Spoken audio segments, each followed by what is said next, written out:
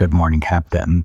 Yeah, working on that song with the band was great. It was kind of, in a certain way, it was like all of my dreams come true as a song, and it's like sort of epic, grand proportions and quiet parts and drama and tension and release and just bombast.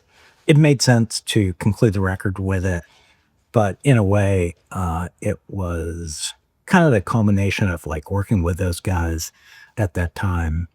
I don't know. Maybe it was just me, but I think I knew going into the studio. I expect the other guys did too. That's like, okay, like this is how we're going to close the record, and if we succeed in getting people to come on this journey with us, or we can keep them listening to this point, like we've done it. We've done our job.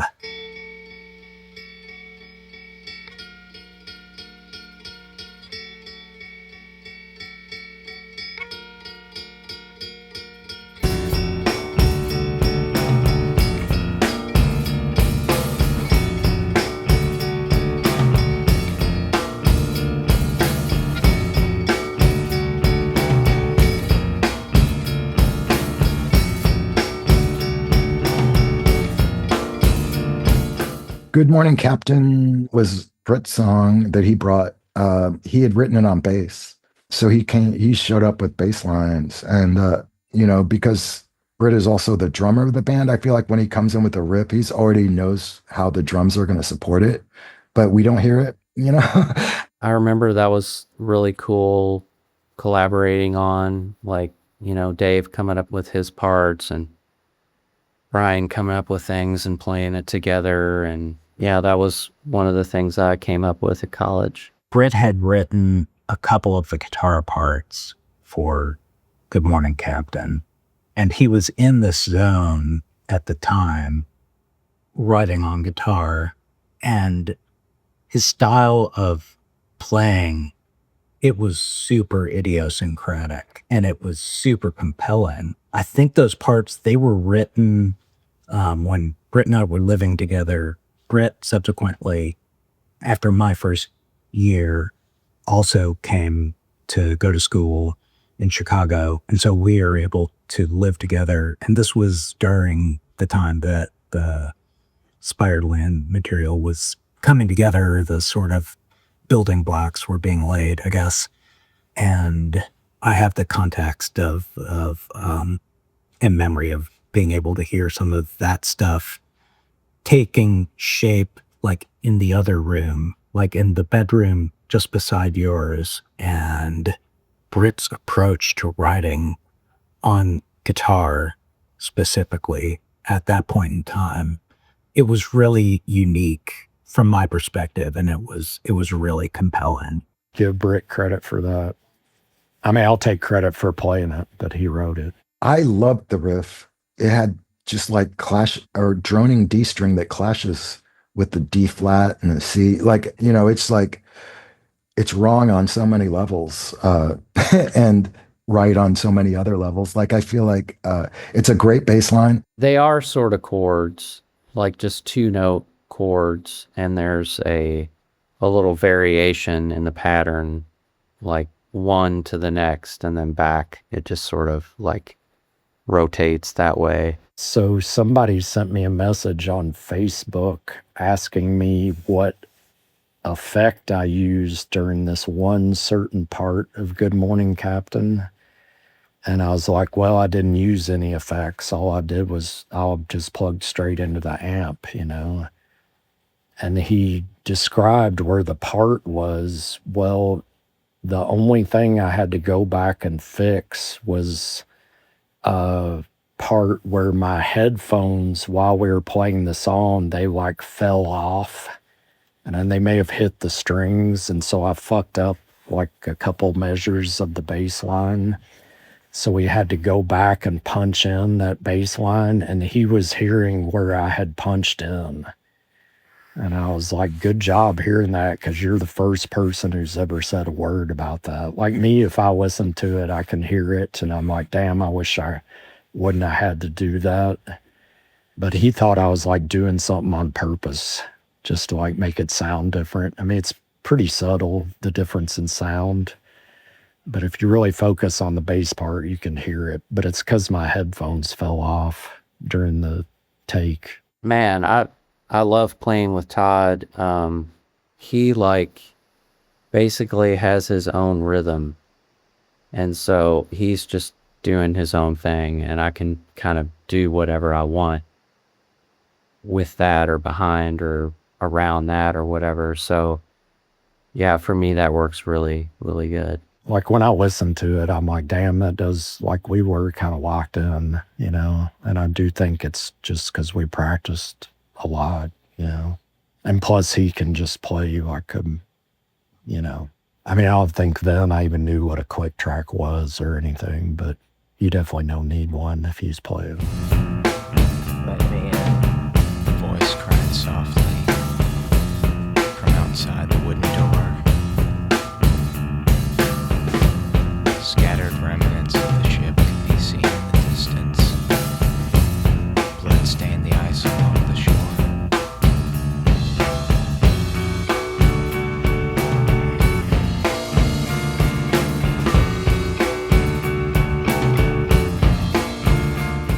And then I started doing this thing to the bass line, like when I was trying to write a guitar part where I would fret like kind of up high on the neck on one string, and then I would pick the string behind the fretted note.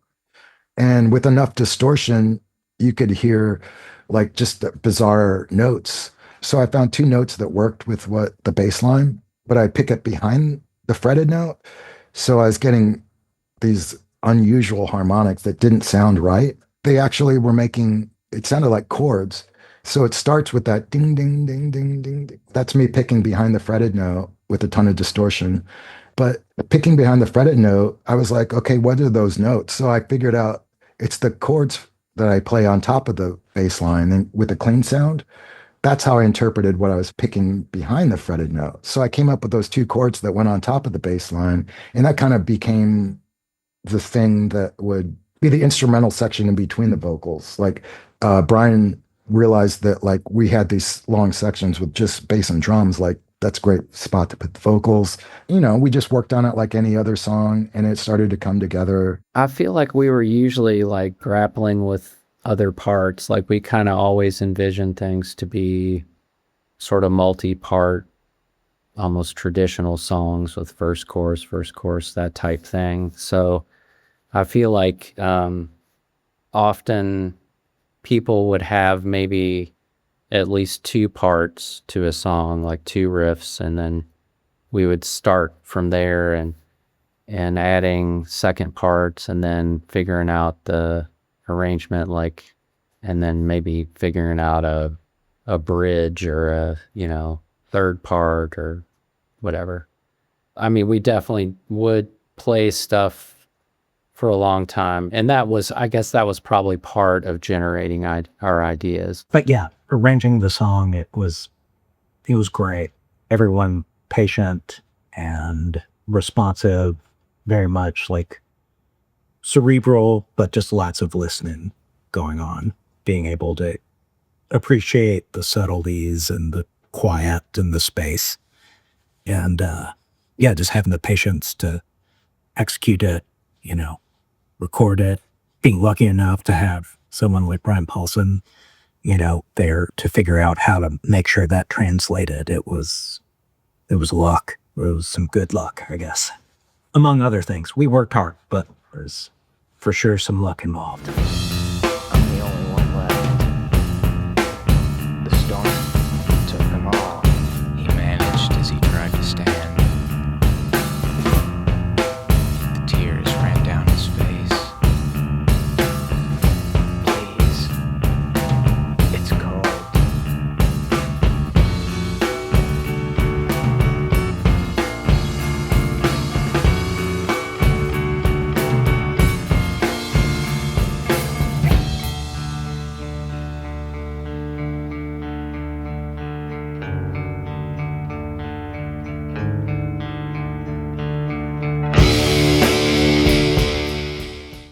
wrote the last riff, the big ending riff as well.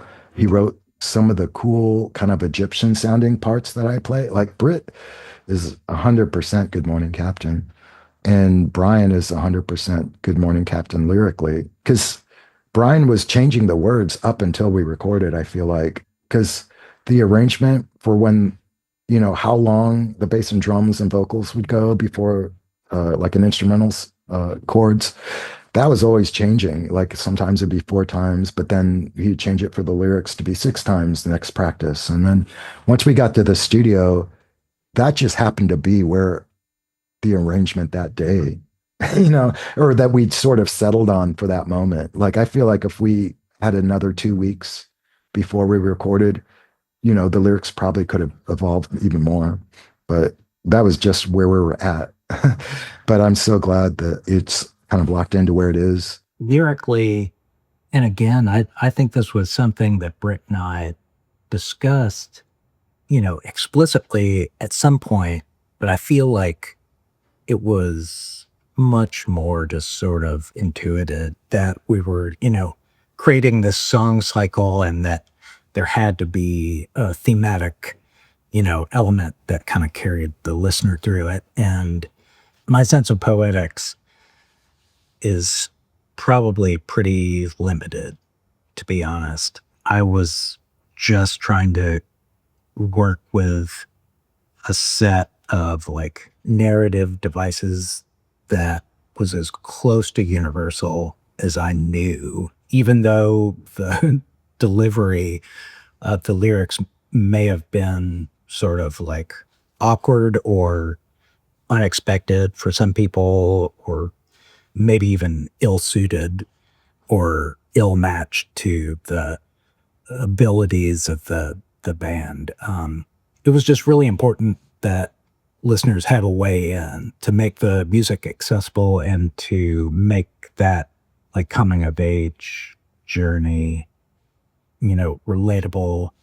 And it was very much to those guys' credit that they didn't laugh me out of the out of the studio, or that, we were able to actually agree on like some of the dynamic elements and the roles that certain songs would serve. In terms of the Mariner theme, it's a good one.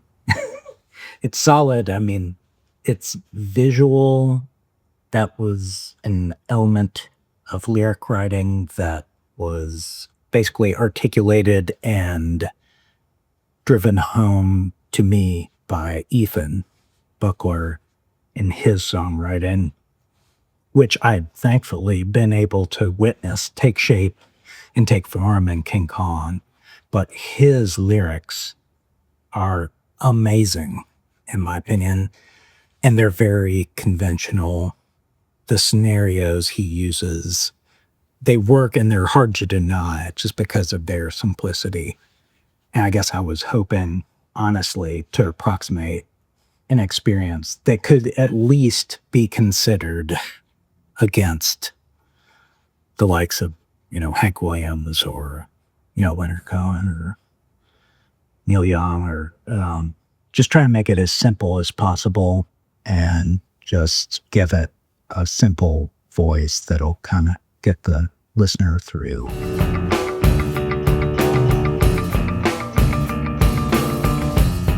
From behind the edge of the windowsill, there appeared the delicate hand of a child.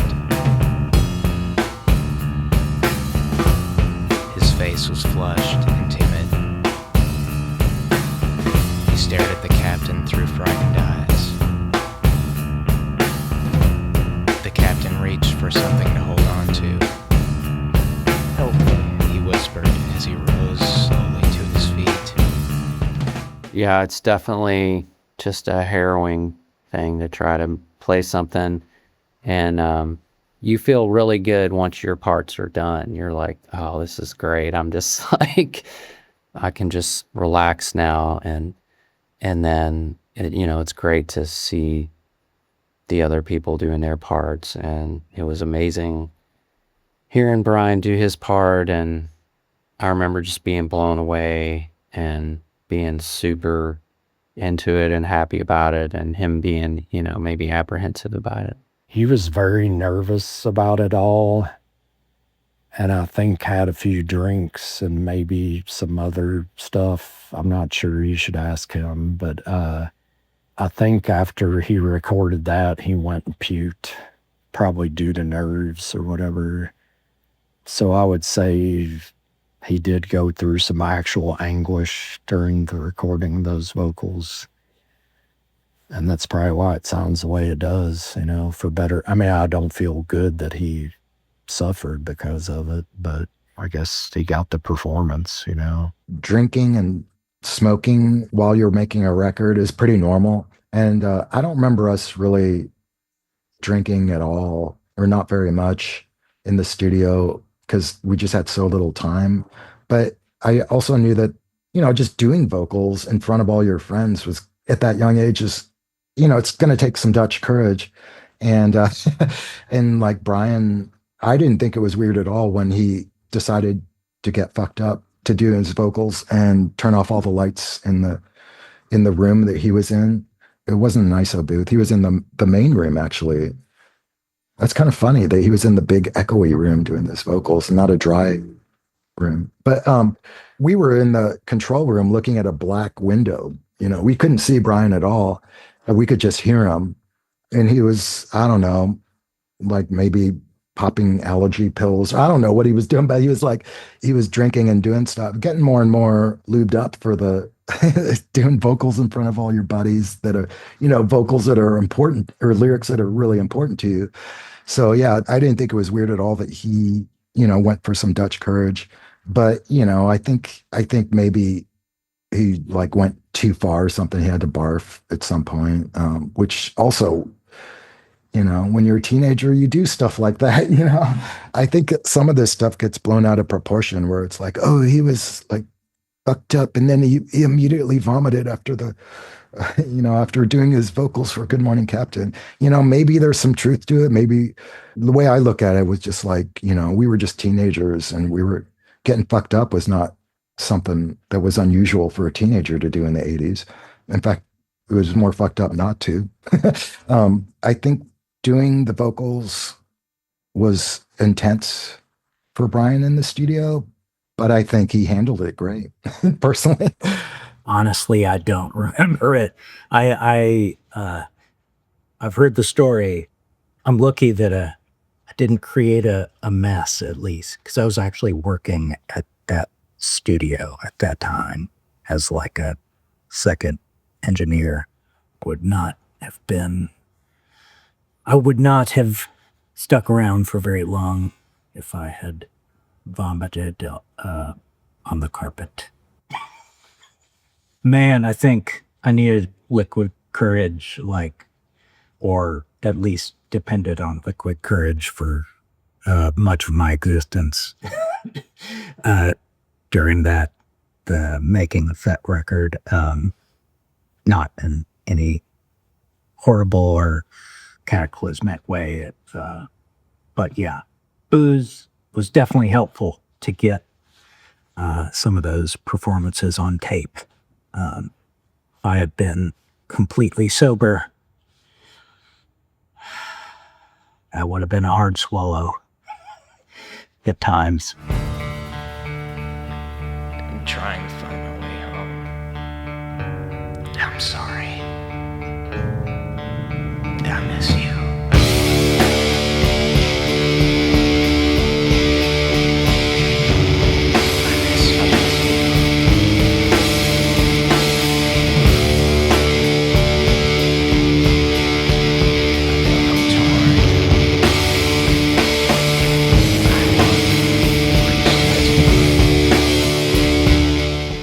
I remember Brian playing the I Miss You part and the whole kind of lead up to it, which was improvised. And that part was different, but I remember the I Miss You part. He seemed a little concerned about it, slightly about maybe what we would think.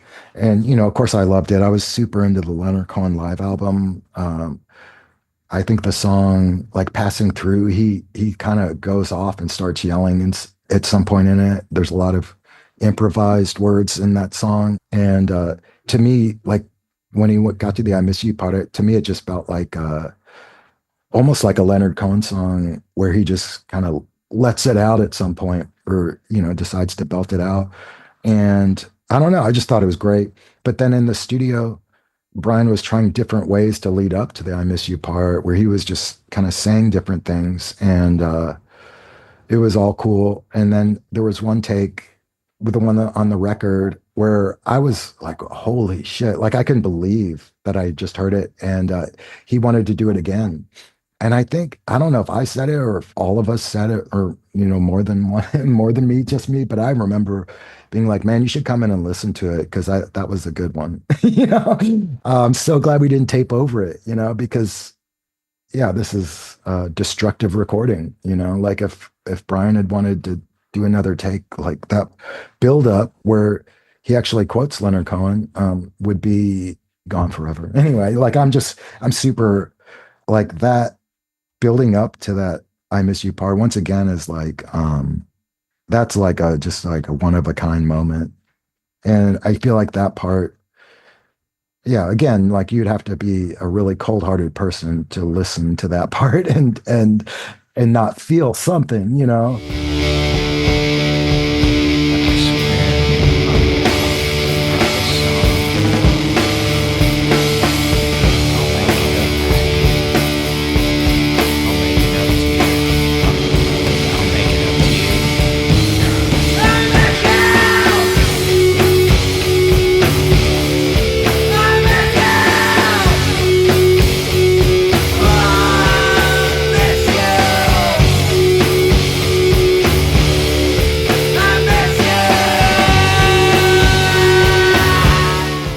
It seemed like overall learning how to like live with and coexist with an element of alienation that was critical for that record, and it was an experience that I feel like we all shared at that stage in our lives, being the kind of people that we were. All of our families were super encouraging, but we were all black sheep, and it seemed like alienation or a sense of being apart was, I think, second nature. It was just understood for most of us.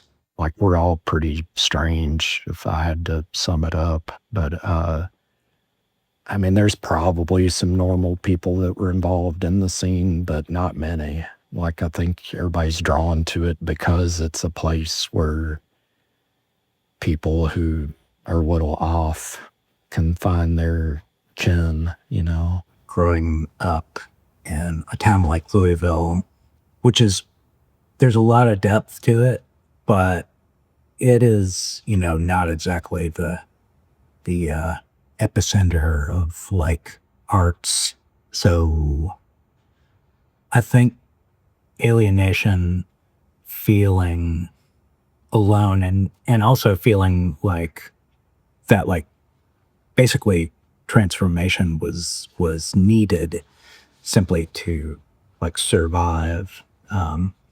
For me, like I knew I had to break out of my expectations of myself, my family's expectations, and I think that song is an expression of that. I definitely had issues with anxiety and depression. It's something I struggle with still. I remember him being very anxious in the studio and maybe just really struggling with that. I mean, we didn't really talk or probably even think much about, anxiety and stuff back then, but he was noticeably just, going through a lot of that for that process. And yeah, it was just, I mean, I do remember being kind of worried about him, but it was kind of just like, what's the matter? Or, you know what I mean? Like, not that I didn't understand anxiety, but I'm just saying, like, at the time when you're that age, or when we were that age, sometimes maybe you wouldn't think about it as, be as aware of it as as you would be now. Man, one thing I think all four of us share is like some kind of hypersensitivity. So I think that's like I never felt really concerned about Brian because I feel like he's always had a good head on his shoulders. You know, there was talk that he checked himself into a hospital after Spiderland and this stuff. And I just thought he was doing all the right things for himself. Like I thought he was going through a heavy time, and he was taking steps to improve. Like I didn't take it as any more than that. And I feel like all of us went through those moments, you know. So it was I don't think I ever felt concerned for his mental health. Like I just felt like like Brian, like all of us, was just trying to navigate this crazy time coming of age especially back then was, you know, it was really confusing. For me, having completed Spiderland with those guys, and I don't like claim to know, you know, how everyone regarded like the work we'd done. Like, I don't know if it was, you know, not a big deal or to whatever extent people identified with it. I definitely did personally. And I was terrified at the idea of trying to present that stuff live for just like basic, you know, just mechanical stuff that I knew I couldn't pull off. And I was afraid of failing for sure. And I feel like Britt and Dave were so clearly talented. Like, I think there was a level of trepidation that I brought to the project that maybe they didn't have happening.